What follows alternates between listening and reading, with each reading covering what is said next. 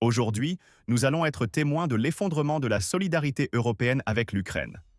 Ce qui semblait impensable il y a encore un mois se produit en ce moment même. Du quartier général de l'OTAN à Bruxelles aux cabinets gouvernementaux de Rome, Prague et Helsinki, se déroule un véritable drame de la retraite. Les politiciens européens qui jurèrent depuis des mois leur soutien éternel à Kiev se sont soudain mis à parler un langage complètement différent. Le secrétaire général de l'OTAN reconnaît l'absence de plan sans les Américains. L'Italie arrête ses programmes militaires. La République tchèque trouve des raisons techniques pour ne pas transférer de chars. Et la Belgique, imaginez, se rebelle contre la confiscation de 140 milliards d'euros d'actifs russes. L'Europe est-elle vraiment en train de lâcher Zelensky? Ou est-ce une pause temporaire avant une nouvelle escalade? Qui profite de ce tournant soudain? Et surtout, que va-t-il advenir du projet ukrainien? Dans cette vidéo, nous vous montrerons ce dont les médias officiels préfèrent se taire. Nous décortiquerons chaque déclaration, chaque refus, chaque excuse. Nous montrerons comment s'effondre ce qui semblait inébranlable et expliquerons pourquoi cela se produit précisément maintenant. Regardez jusqu'à la fin. Là sera le plus intéressant sur les 140 milliards d'euros et la véritable panique à Bruxelles. Commençons par l'essentiel, par la déclaration du secrétaire général de l'OTAN, Mark Rutte, qui a résonné comme une sentence à toute la politique européenne. Le chef de l'alliance militaire la plus puissante de l'histoire humaine, une organisation avec 32 États membres et un budget militaire cumulé de plus d'1 trillion de dollars, à une question directe d'un journaliste, a répondu honnêtement. Il n'y a pas de plan B sans les États-Unis. Simplement pas. Prenons conscience de l'absurdité de cet aveu. Imaginez, vous dirigez une alliance qui se positionne comme garante de la sécurité de tout le monde occidental. Vous avez sous vos ordres des millions de soldats, des milliers de chars et d'avions, l'arme nucléaire de 3 puissances. Mais à la question la plus simple sur ce que vous ferez si le principal sponsor sort du jeu, vous n'avez pas de réponse. Rutte a en fait dit « Croyons simplement que les Américains resteront de braves types et continueront à payer pour notre sécurité. » Ce n'est pas une stratégie, c'est une capitulation. C'est la reconnaissance que l'Europe n'est pas capable de se défendre seule, n'est pas capable de porter le fardeau du conflit avec la Russie sans sponsor d'outre-Atlantique. Et maintenant, ajoutez le contexte. Donald Trump est revenu à la Maison-Blanche, et il ne cache absolument pas ses intentions. Il a déclaré à maintes reprises que le projet ukrainien est un problème européen, que les contribuables américains sont fatigués de financer des guerres étrangères. Les politiciens européens ont compris pour la première fois en décennies une chose simple. Ils sont restés seuls face à la Russie. Et cela les effraie jusqu'au tremblement. Il n'y a pas de plan B, simplement pas. Et cet aveu vaut plus que 1000 rapports analytiques, car il montre le vrai visage de l'impuissance européenne. Mais ce n'est que le début. Regardons maintenant comment ont commencé à agir les différents pays, sentant l'odeur du roussi. L'Italie, pays traditionnellement loyal à Bruxelles, arrête soudain sa participation au programme PURL. Qu'est-ce que PURL? C'est un schéma spécial par lequel les pays européens achètent des armes américaines avec leur propre argent, puis les transfèrent à l'Ukraine. Système pratique. Les Européens paient, les Américains produisent et gagnent, les Ukrainiens reçoivent. Tout le monde semble content. Mais Rome met soudain tout en pause. Le ministre des Affaires étrangères Antonio Tajani produit un chef-d'œuvre diplomatique. Si des négociations sont en cours, les armes ne sont pas nécessaires. Belle formulation, n'est-ce pas? Tout le monde comprend parfaitement qu'il n'y a aucune négociation réelle en vue. Kiev refuse catégoriquement tout compromis. Moscou pose des conditions inacceptables pour Zelensky. Mais Tajani a trouvé l'excuse idéale, la figue diplomatique dans la poche. Nous ne refusons pas d'aider, nous attendons simplement les résultats des négociations. Et si les négociations patinent, ce n'est pas notre problème, n'est-ce pas? Regardons les vraies raisons. Le gouvernement de Giorgia Meloni est actuellement sous pression colossale à l'intérieur du pays. Crise budgétaire, mécontentement croissant des électeurs, tensions dans la coalition gouvernante. Les affaires italiennes souffrent des sanctions contre la Russie, le secteur touristique s'est affaissé, les prix de l'énergie mordent. Et là, les élites font un calcul simple, les problèmes internes de l'Italie sont plus importants que le sort de l'Ukraine. Leurs propres électeurs sont plus importants que la solidarité européenne abstraite. Si même les Italiens, qui pendant des années ont docilement exécuté toutes les directives de Bruxelles, refusent maintenant de payer pour l'armement ukrainien, que dire des autres pays plus sceptiques? L'Italie a montré à tous comment descendre élégamment du train qui fonce vers le précipice, sans reconnaître pour autant qu'on est un traître. La beauté de la diplomatie en action. Et maintenant le plus grand spectacle de cirque, l'histoire avec la République tchèque. Là, il y a carrément deux scandales simultanés. Et les deux montrent à quel point les Européens peuvent être inventifs quand ils ne veulent pas tenir leurs promesses. La première histoire, sur les missiles. Vous vous souvenez du projet Flamingo? Des volontaires collectèrent de l'argent dans toute l'Europe pour acheter des missiles de défense aérienne pour l'Ukraine. Noble cause, élan patriotique. Sauf que malheur, la société Firepoint, qui devait fournir ces missiles, s'est retrouvée impliquée dans la corruption. Le projet a été fermé, la collecte d'argent arrêtée. Désolé les gars, ça n'a pas marché. Mais ce ne sont que les fleurs. Les baies commencent avec les chars T-72. La République tchèque a promis de transférer à l'Ukraine des chars soviétiques stockés dans leurs entrepôts. Logique en apparence, les Ukrainiens ont des équipages formés pour eux, les pièces détachées existent, c'est parfait. Et voilà que les Tchèques commencent à préparer les chars pour l'envoi, et il s'avère qu'après modernisation par un sous-traitant italien, ces chars ne peuvent absolument pas tirer. Dysfonctionnement technique, comprenez-vous. Ils ne sont pas capables de tir ciblé. La société italienne a officiellement confirmé « Le problème est insurmontable ». Réfléchissons-y une seconde. Un char est une arme créée pour tirer. Il a été modernisé de telle sorte qu'il a perdu sa fonction principale. Il faut le faire. C'est comme si vous aviez acheté un nouveau téléphone, mais qu'il ne peut pas téléphoner parce que les ingénieurs, lors de la mise à jour du firmware, ont accidentellement supprimé cette fonction. Et maintenant, le gouvernement tchèque écarte les bras. Désolé les gars, on voulait bien faire, mais ça s'est mal passé. Il n'y aura pas de chars. Voyez-vous le schéma?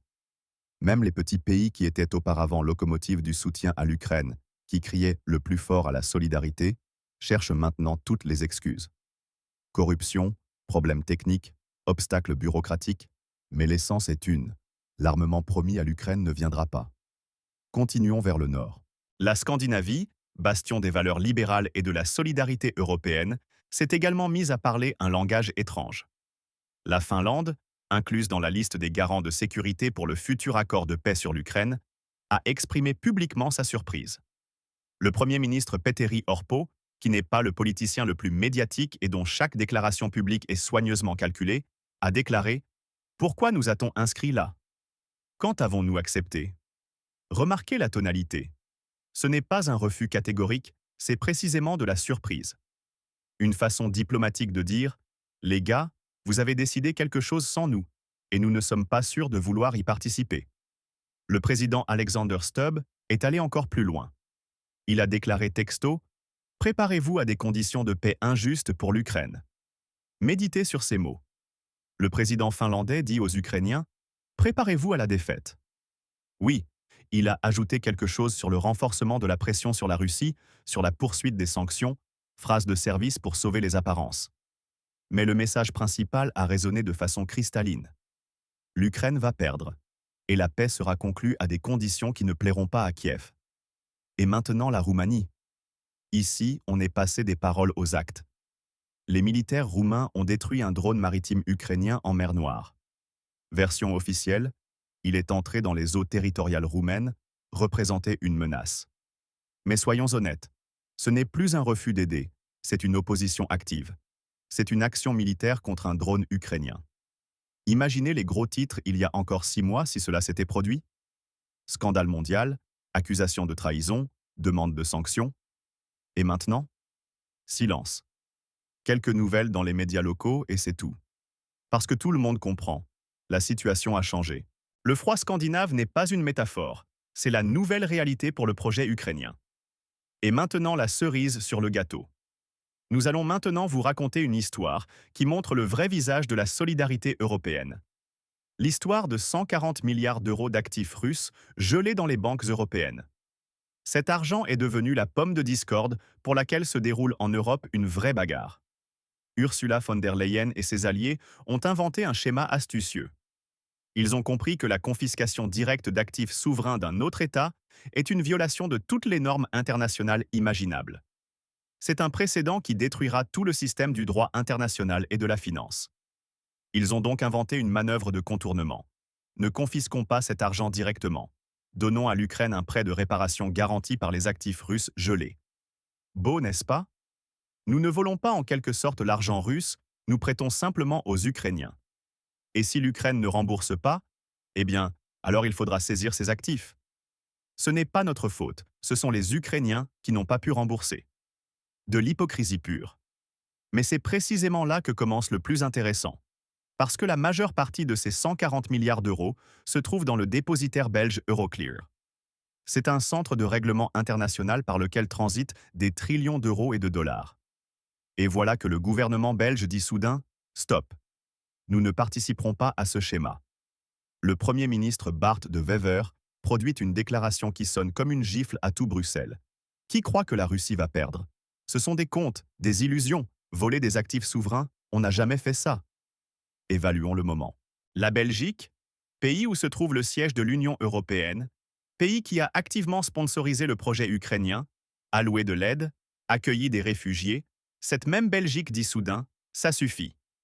Quand il s'est agi d'argent réel, de leurs propres risques financiers, ils ont dégrisé instantanément. Et les Belges ont toutes les raisons de s'inquiéter.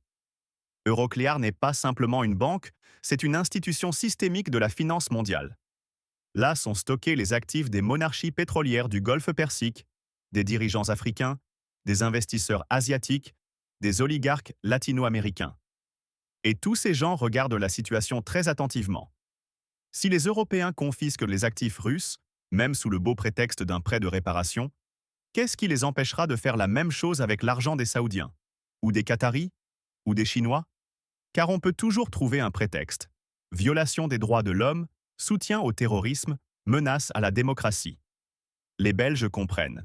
Si ce schéma est réalisé, un exode massif de clients commencera depuis Euroclear.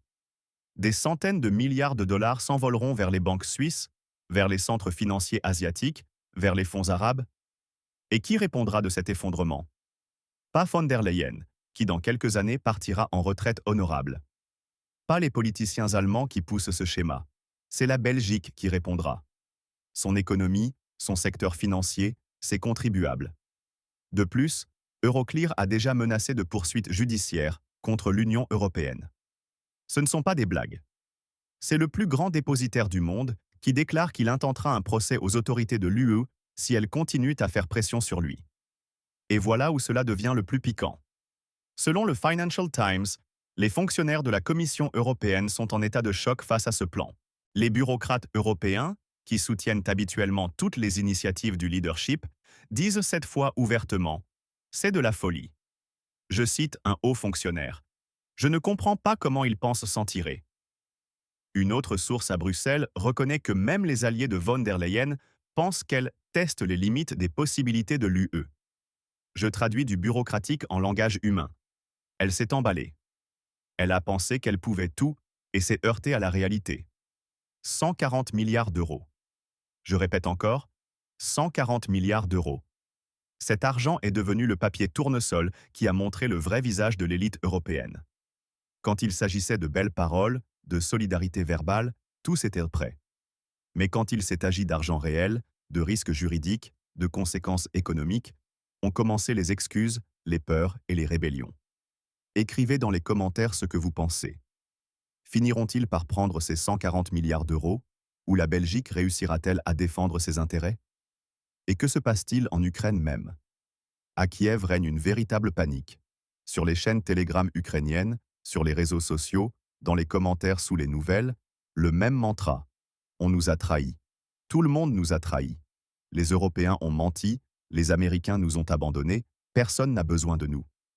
Psychologiquement, c'est compréhensible. Pendant des mois, on a martelé aux Ukrainiens la solidarité européenne inébranlable, que l'Occident était avec eux jusqu'au bout, que le soutien serait éternel. Et maintenant, ils voient un tableau complètement différent. L'Italie arrête les programmes militaires. La République tchèque ne transfère pas de chars. La Finlande les prépare à une paix injuste. La Belgique se rebelle à cause de l'argent. Et que doivent penser les simples Ukrainiens qui se battaient en croyant en ce soutien? Ils se sentent utilisés et abandonnés. On nous a trahis, cette phrase est répétée maintenant à Kiev des milliers de fois par jour. Et savez-vous quelle est la tragédie? C'est que ces gens ont vraiment cru. Ils ont cru aux valeurs européennes, au soutien occidental, au fait que leur lutte était importante pour le monde entier. Et maintenant, il s'avère que pour les élites européennes, il n'était qu'un instrument dans le grand jeu. Utile tant qu'il était nécessaire et facilement remplaçable quand le prix devient trop élevé. Mais soyons honnêtes, tous les Européens ne sautent pas du train. Il y a des pays et des politiciens qui tiennent ferme. L'Allemagne, malgré tous les problèmes internes et les protestations, continue à soutenir une ligne dure contre la Russie. La France, bien qu'elle parle de la nécessité du dialogue, maintient en fait les sanctions et l'aide militaire. La Grande-Bretagne est carrément à l'avant-garde de la russophobie. Pour Londres, l'affrontement avec Moscou est devenu presque l'idée nationale après le Brexit. Et voici un exemple révélateur. Le Danemark construit une usine de production de combustible solide pour les roquettes ukrainiennes. Ne transfère pas simplement des armes, mais construit toute une usine. Ce sont des investissements à long terme, c'est la création d'une base industrielle. Qu'est-ce que cela signifie? Cela signifie que pour le noyau de l'Europe, pour l'Allemagne, la France, la Grande-Bretagne, l'affrontement avec la Russie est un projet fondamental. Ce n'est pas une campagne temporaire, c'est un nouveau point de rassemblement pour l'Europe unie. Ils ont besoin d'un ennemi extérieur pour unir les pays hétéroclites sous une seule bannière. Ils ont besoin de la menace de l'Est pour justifier la centralisation du pouvoir à Bruxelles, la militarisation de l'économie, la restriction des libertés intérieures. Donc oui, les petits pays peuvent se détacher. L'Italie, la République tchèque, la Hongrie, ils n'ont jamais été au centre de la prise de décision. Mais le noyau reste. Le tandem germano-français, le soutien britannique, les satellites scandinaves, ils vont tirer cette ligne plus loin. La russophobie comme idéologie n'a disparu nulle part. Elle passe simplement un test de stress dans lequel on découvre qui est vraiment prêt à payer le prix et qui parlait simplement joliment. Creusons maintenant plus profondément et posons la bonne question. Pourquoi cela se produit-il précisément maintenant? Pourquoi la solidarité européenne craque-t-elle en décembre 2025? Premièrement, le retour de Trump. C'est le facteur numéro 1. Les Européens comprennent parfaitement que la nouvelle administration américaine ne financera pas indéfiniment le projet ukrainien. Trump a déclaré à maintes reprises que c'est un problème européen et que les Européens se débrouillent eux-mêmes. Sans l'argent américain, sans les armes américaines, sans le renseignement et la logistique américains, les Européens devront porter tout le fardeau seuls. Et ils n'y sont pas prêts, ni économiquement, ni politiquement, ni psychologiquement. Deuxièmement, l'avancée des structures anticorruption sur l'entourage de Zelensky. En Ukraine même se déroule une guerre des élites. Il y a des arrestations, des enquêtes, des scandales publics. Les Européens voient que le projet devient toxique, que l'argent ne va pas seulement à la guerre, mais aussi dans les poches des oligarques locaux. Et plus cela continue, plus il est difficile d'expliquer à leurs électeurs pourquoi des milliards d'euros vont là où prospère la corruption. Troisièmement, les coûts socio-économiques. L'inflation en Europe, la crise énergétique, la crise migratoire, la chute de la production industrielle, tout cela est une conséquence directe ou indirecte des sanctions contre la Russie et du soutien à l'Ukraine. Les électeurs européens sont fatigués. Ils voient comment montent les prix des produits et de l'énergie, comment ferment les usines, comment se détériore la qualité de vie. Et ils commencent à poser des questions embarrassantes. Pourquoi avons-nous besoin de tout ça? Quatrièmement, l'absence de succès sur le front. L'offensive d'été a échoué, les gains territoriaux sont minimes, les pertes énormes. Les élites européennes comprennent qu'il n'y aura pas de victoire militaire. Et s'il n'y a pas de victoire, pourquoi continuer à investir de l'argent dans un projet perdant? Mais il y a un autre côté de la médaille. Pour une partie des élites européennes, l'affrontement avec la Russie n'est pas un bug, mais une fonctionnalité. C'est l'opportunité de résoudre les problèmes internes aux dépens d'un ennemi extérieur. Regardez attentivement. Le conflit permet de serrer la vis à l'intérieur des pays. Tout désaccord avec la ligne officielle est déclaré propagande pro-russe. Toutes les protestations, machinations du Kremlin. C'est pratique pour réprimer l'opposition. Le conflit permet de rejeter tous les problèmes sur les Russes. L'inflation, c'est la faute de Poutine. La crise énergétique, les Russes ont coupé le gaz. La crise migratoire, la Russie déstabilise le Moyen-Orient. L'énergie verte ne fonctionne pas? Encore, il manque les ressources russes. Une excuse pratique pour ses propres échecs. Le conflit lance la réindustrialisation de l'Europe. Commandes militaires, production d'armes, construction d'entreprises de défense, ce sont des emplois, ce sont des contrats d'État, c'est de l'argent pour les corporations liées au pouvoir. Et enfin, le conflit permet de baisser le niveau de vie des citoyens sous prétexte de temps difficiles. Nous sommes en guerre, il faut tenir, il faut se serrer la ceinture. Et si les élites s'enrichissent pendant ce temps, ce ne sont que des détails, n'est-ce pas? Donc ne pensez pas que les élites agissent irrationnellement. Elles utilisent très rationnellement ce conflit pour résoudre leurs tâches. Simplement, leurs tâches ne coïncident pas avec les intérêts des citoyens ordinaires. Et voilà que nous arrivons à la question principale. Est-ce qu'on abandonne vraiment Zelensky? La réponse est plus complexe qu'il n'y paraît. Pour l'instant, non. Mais des fissures sont apparues. Examinons les scénarios possibles. Scénario 1, pause temporaire. Les pays faibles se mettent à couvert maintenant, attendent de voir comment se termine la transition du pouvoir aux États-Unis, comment s'établiront les nouvelles relations de Trump avec les dirigeants européens. Puis, sous la pression de Berlin, Paris et Londres, ils reviendront à la ligne précédente. L'Italie reprendra les programmes militaires. La République tchèque trouvera des chars fonctionnels. La Finlande acceptera d'être garante. Ce scénario signifie que la crise actuelle n'est qu'une fluctuation temporaire, pas un effondrement systémique. Scénario 2. Scission de l'Europe. Les pays se diviseront en deux camps. Le noyau qui continuera à soutenir le projet ukrainien à tout prix et la périphérie qui sortira du jeu. Dans ce cas, l'Allemagne, la France et la Grande-Bretagne continueront à tenir leur ligne, tandis que l'Italie, la Hongrie, partiellement la République tchèque et d'autres trouveront des moyens de se distancer. L'Ukraine recevra moins d'aide, mais en recevra. Le conflit deviendra long, traînant, sans perspective de résolution. Scénario 3. Abandon complet de l'Ukraine. Pour cela, il faut une révolution politique dans l'Union européenne. Changement de direction de la Commission européenne, arrivée au pouvoir de politiciens plus pragmatiques, prêts à négocier avec la Russie. Pour l'instant, c'est peu probable, mais en politique, tout est possible. Si en Allemagne arrivent au pouvoir des forces prêtes au dialogue avec Moscou, si en France se renforcent ceux qui mettent les intérêts nationaux au-dessus de la solidarité bruxelloise, alors oui, Zelensky peut être lâché rapidement et brutalement. Mais le scénario le plus probable, c'est quelque chose entre le premier et le deuxième. Le noyau européen continuera à se préparer à une grande guerre. Ils en parlent ouvertement. La guerre de 2030, la nouvelle guerre froide, l'affrontement d'une génération. Pour eux, l'Ukraine est un terrain d'essai, un test de système, une formation d'armée dans des conditions de combat réelles. Le changement de marionnette à Kiev ne changera rien. Ils enlèveront Zelensky. Ils mettront quelqu'un d'autre. L'orientation fondamentale est préservée.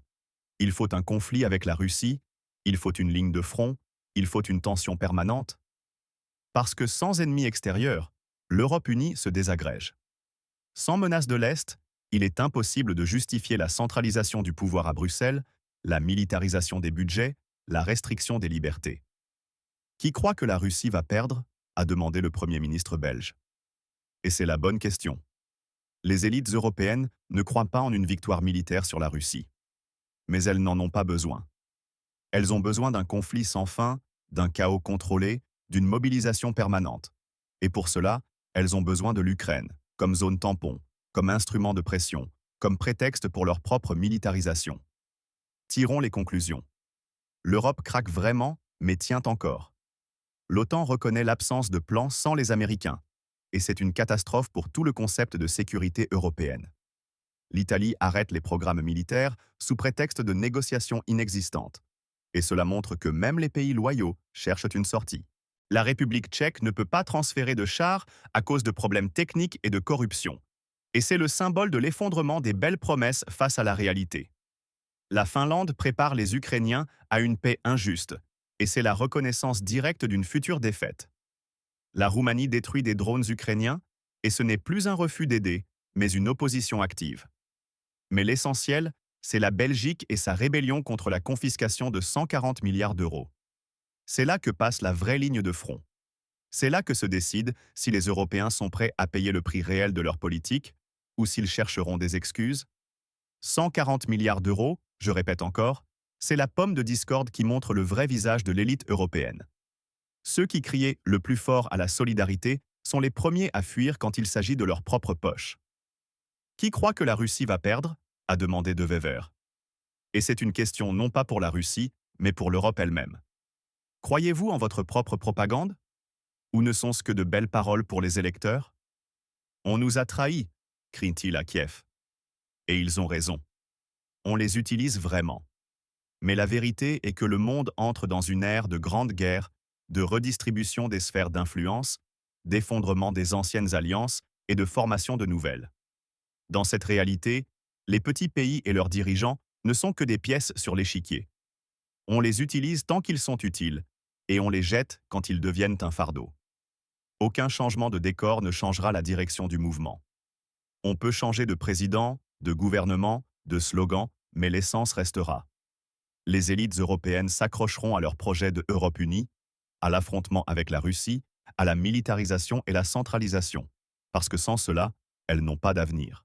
Leur modèle de société, leur idéologie, leur pouvoir, tout cela tient sur la menace extérieure. La vieille Europe meurt, et elle est prête à entraîner dans la tombe avec elle tous ceux qui la gênent.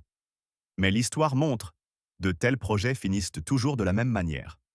Les empires qui se construisent sur le mensonge et la violence s'effondrent tôt ou tard sous leur propre poids. Le temps dira qui aura raison, ceux qui croient en la solidarité européenne ou ceux qui disent « qui croit que la Russie va perdre ?» Ce sont des illusions. Écrivez dans les commentaires ce que vous pensez. Abandonneront-ils Zelensky définitivement ou est-ce une fluctuation temporaire? Votre opinion compte, car nous observons tous l'histoire en temps réel.